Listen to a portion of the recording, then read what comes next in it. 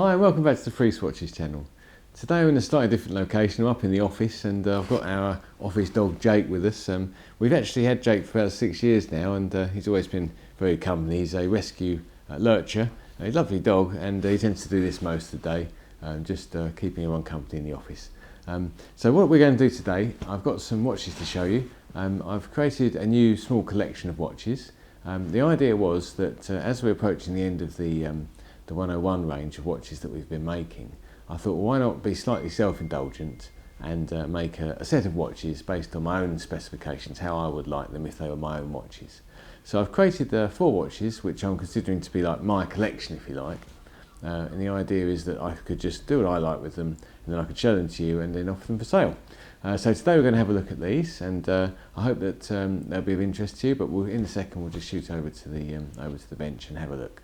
Okay, so here we've got the collection of 4 watches that I've made. As you can see, if you look at them as a collection, they are all quite passionated. I've always been really fond of watches that have a lot of character to them, and it's also part of the fun for me making these watches is to be able to sort of see how far we can go with them. So when I had this idea for making some watches as my own collection, as it were, I wanted to try and sort of do that just to really be free from any other sort of constraints or being concerned about whether I've gone too far. So these watches are at the more extreme end of fascination, as it were, but I'm hoping that there'll be other people who also share this enjoyment in watches that have a lot of character to them. So we'll just go through them individually. I'll start here with this 101. So this is a 101 with a 369 dial. I've really used a very dark lume on this, which you don't see often on vintage watches, but when you do, it really does jump out, just because the attractive nature of that colour. The dial's had a cellulose lacquer applied, which has really kind of aged it, and we've also got the ghost bezel there as well, which matches nicely with the 369 dial on the Mercedes hands. So yeah, really pleased with that one. Be quite nice to keep that for myself, but never mind. I'll just move that one across and we'll look at this this next watch here. Now, I've never really been a big fan of gold watches myself, but one thing I have enjoyed doing, and some of the watches we've made recently, is to make a gold bezel and then to age it to a ghost bezel where you just get a hint of gold, and that's what we've done here with this one. It's got a very light sort of gold tint to it. This watch has a dial in what I call sort of Speedmaster brown. It's a bit like the chocolate brown colour that you get in the Speedmaster, that you really need quite a bright light on to see the brown colour, and this is why I fitted it to a black NATO strap, was to sort of contrast and to stand out, for the brown dial to stand out against the NATO strap.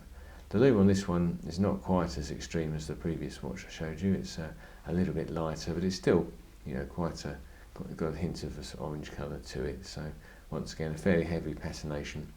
On the bezel you can hardly read the numbers now. They've really faded away. I quite like that look. It's certainly a personal preference, and I understand some people may feel that's a bit much, but the idea really was, let's make some watches and so that I really sort of feel as if they're something I would have in my own collection, and that's something that I like myself.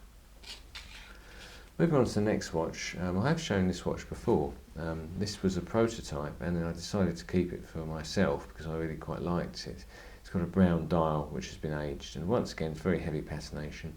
But I felt that this watch did belong well in this collection, simply because these watches all have a heavy patina, and this was initially an experimental watch that we've actually completed, and has got quite a lot of character to it. The case has been heat treated, but unlike the other watches that we've made recently with heat treating, this one has actually got a hint of blue in the case. So you've got blue around the bezel with a blue dial. We've got obviously a blue strap. If I was to turn this watch over, you'll see we've also treated the movement as well. So it's got a purple main plate. It's got some blue plates there as well, and straw-coloured ratchet wheel and crown wheel. So it was really good fun to do this, and I enjoyed making the watch, and certainly wanted to keep it for myself. But I felt that it did fit in quite well in this collection of watches. Hence why I'm now offering it for sale. Lastly, we have a 101 here. Now this has got the 101 dial, the last of the 101 dials we made, which has got 101 automatic at 6 o'clock. The reason for this particular configuration is that recently we made one of these watches with this colour dial and with a ghost bezel, and I think it was probably my favourite watch that we've made, and I was in a way disappointed when it sold.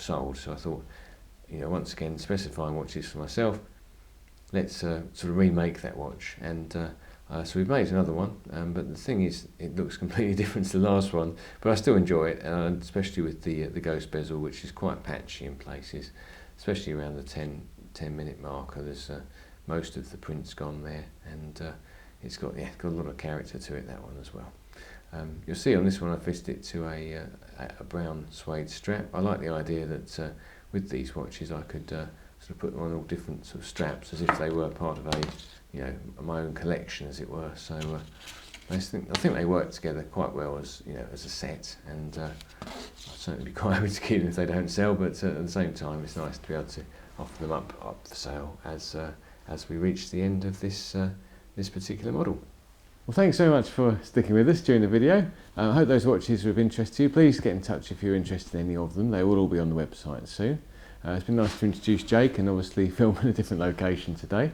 If you've enjoyed the video, please feel free to subscribe and to like the video as well. We also welcome any comments at the bottom as well, because it's interesting to hear from you, to hear what you think of the watches, to hear what you think of the videos. Obviously in early stages of making videos, so it's really great to get some feedback and know where we're going with this. So thanks again, and we'll see you on the next one. Bye for now.